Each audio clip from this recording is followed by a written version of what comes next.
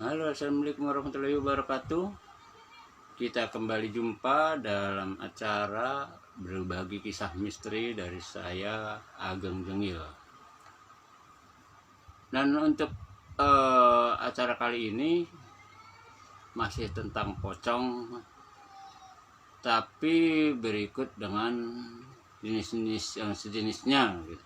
Seperti misalkan kuntilanak, hantu-hantu penasaran, atau apapun kecuali bangsa jin. Karena kalau bangsa jin itu punya karakteristik tersendiri ya, nanti kita bahas di lain waktu. Dan sekarang ini yang akan saya ceritakan adalah aroma dan hawa ketika kita didekati oleh makhluk gaib, ya entah pocong, entah kuntilanak, entah apapun gitu ya, di luar jin, di luar bangsa jin. Kenapa saya bilang ketika kita didekati? Karena kalau untuk kita sendiri aktif yang mendekati mereka kan kita nggak bisa ngelihat, kita nggak tahu mereka ada di mana gitu. Jadi cuma tanda-tanda ketika kita dekat atau didekati oleh mereka. Salah satu ciri itu tentang aroma. Orang bilang aroma, ada yang bilang aroma kembang, ada aroma ya kembang 7 rupa lah, kembang sedap malam lah, kembang melati. Mungkin aja, karena setiap orang punya pengalaman yang berbeda-beda. Tapi kalau pengalaman sendiri yang pernah saya alami ya, sering juga malah, kalau saya berada di dekat mereka tuh yang ada cuman bau dingin gitu, seperti bau kayu yang berlumut. Atau mungkin kalau Anda di rumah Anda ada botol gitu ya, botol beling, baunya seperti botol yang lama nggak kepake gitu. Jadi anyep, dingin, dan bau gimana sih? Pokoknya yang gampang bau lumut aja dah. Bau kayu berlumut atau besi berlumut, baunya seperti itu. Dan kalau salah hawanya dingin,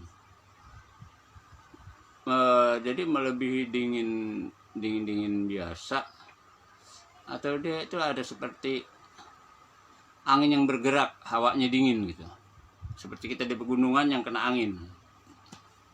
Itu aja yang saya pernah alami. Mungkin yang lain juga punya pengalaman lain-lain lagi. Mereka nggak bohong, mereka nggak salah. Karena itu tadi, kalau dalam hal-hal yang bersifat hubungan dengan hal gaib gini, memang pengalaman orang berbeda-beda. Pasti berbeda-beda. Jadi kalau misalnya ada yang salah itu, bohong, jangan berprasangka dulu. Karena saya mengalaminya sendiri.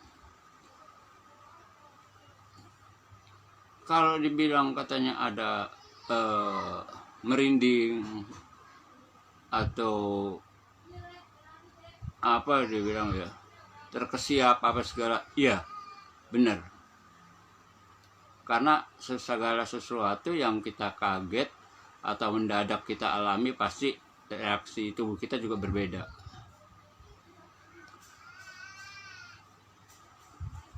Dan itu juga, terus ada hal lain tentang bau tadi. Kadang-kadang bau itu menyesuaikan dengan keadaan. Katanya kalau habis ada orang meninggal, terus ada ini katanya bau kembang. Terus kadang-kadang kalau kita lewat satu gang, katanya bau apalah, bau apa gitu. Beda-beda. Bener, beda-beda. Dan untuk hawa, untuk bau dulu, aroma. Kenapa baunya itu selalu lebih banyak bau dingin? Karena memang mereka nggak ada fisik, nggak ada keringat, nggak ada darah, dan nggak ada kotoran yang menempel di fisik mereka. Yang ada cuma hawa dingin. Kalau misalnya bau kembang, bau ini, bau itu, sesuai selera mereka aja gitu. Karena kan nggak ada aturannya juga. Bakal setan ini hawanya, baunya harus ini, setan ini baunya harus ini. Itu nggak ada itu aturan, nggak ada pakem. Ya mungkin kalau ada yang bilang ada pakem, saya nggak tahu ya. Tapi dari pengalaman sendiri itu nggak ada. Dan kenapa hawanya dingin kalau kita dekat mereka? Karena mereka kan nggak ada, bukan benda padat ya. Mereka nggak ada fisik, jadi mereka tuh nggak mengalir darah di tubuh mereka. Itu sebabnya mereka nggak hangat gitu. Pasti dingin. Karena saya juga nggak tahu ya, makhluk-makhluk ini sebenarnya memang dari awal Allah ciptakan seperti itu, baik itu kuntilanak, pocong maupun yang lain-lain, atau itu hanya sukma yang penasaran karena belum menerima kepindahan mereka dari alam dunia ke alam barzah, ya, atau jin yang sedang menyamar gitu. Saya nggak tahu yang mana. Kan karena bisa aja ya, kalau dia iseng menakut-nakutin orang, ini orang sini taunya pocong begini, ya mereka ikutin aja, mereka untuk pocong. Atau daerah sini orang demennya ngomongin kuntilanak gitu. Lalu mereka menyamar sebagai kuntilanak. Jadi istilahnya kalau kuntilanak sama pocong itu ibaratnya hantu pesenan, hantu boleh inden gitu. Karena buktinya kalau di luar negeri kan nggak ada yang ributin kuntilanak sama pocong.